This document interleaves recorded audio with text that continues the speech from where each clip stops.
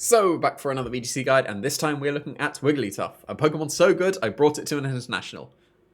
Yeah, we'll forget about that. Wigglytuff for the win. So, Wigglytuff is actually not too bad. Competitive is a good ability in doubles. I say good now, it used to be great. It seems like Intimidate is slightly falling off a little bit. So competitive might not be as good as it was previously. It's still a good ability. As soon as you get a stat drop, you get +2. It's slightly better than Defiant because Intimidate is, or at least was, may still be, the most common way of dropping stats. So Defiant only gets a +1 because they have a -1 to a +1. This gets straight to a +2 because Intimidate doesn't matter because that's affecting your attack stat rather than your special attack stat. So competitive, slightly better than Defiant. And Wigglytuff is strong enough to make use of it, question mark. It's got amazing coverage, like Dazzling Gleam, Thunderbolt, Ice Beam, Flamethrower. Amazing coverage, like spot on coverage. You don't need anything else. But its bulk is fine.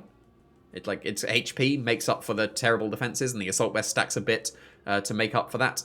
So it basically can OHKO a Garchomp with an Ice Beam. That's what I've gone for. And then basically max defense because you're going for... the Assault Vest will patch up your special defense somewhat. You don't need any speed on it. Electric Terror type, so that you can get some extra powerful Thunderbolts as well. You can go for any of these Terrors. Flamethrower or Fire type would be pretty reasonable as well if you wanted to go for Fire type.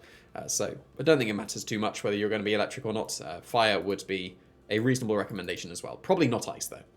But Electric is good coverage, like then you get the Bolt Beam stuff, and Fire covers the Fairy pretty well. So either is fine. If you did not want to go with this Wigglytuff, then you can go with the Perisong set. I recommend it's very similar for a Azumarill. Like if you are going Perisong, Wigglytuff is an entirely viable Perisong setter because it's got good enough defenses thanks to its HP. I say good enough defenses. Good enough bulk thanks to its HP. Pretty terrible defenses, but good enough. With the Sip Spray, you got extra longevity. Perisong is going to be activated. You got Chilling Water to reduce the attack stat because you don't care about doing damage. It's just about the attack reduction. And then Heal Pulse is very good for your Perish team as well because then you'll be able to survive out the Perisong. So if you want to be using it in that regards, then that is perfectly viable as well. Definitely have Frisk over competitive because there's no point having competitive. Frisk will let you have some see some items so that you can maybe apply around your Perisong endgame in that regard. If you see a safety goal, you don't need to spore it with a Mungus or whatever it is going to be. So that is another way of running Wigglytuff. This is most likely to be the best set as well. You could drop Assault Vest for Choice Specs. I think that would be okay as well. I wouldn't recommend anything like Life Orb or anything because then you're chipping away at your massive HP and that's kind of anti-synergistic. So Choice Specs or Assault Vest, probably Assault Vest to patch up the bulk stat, which is not ideal because ideally you're going to get a competitive boost and you don't need the choice specs anymore. So Wigglytuff is fine. I think it's one of the lowest Bs it could be, but I think it's a B nonetheless.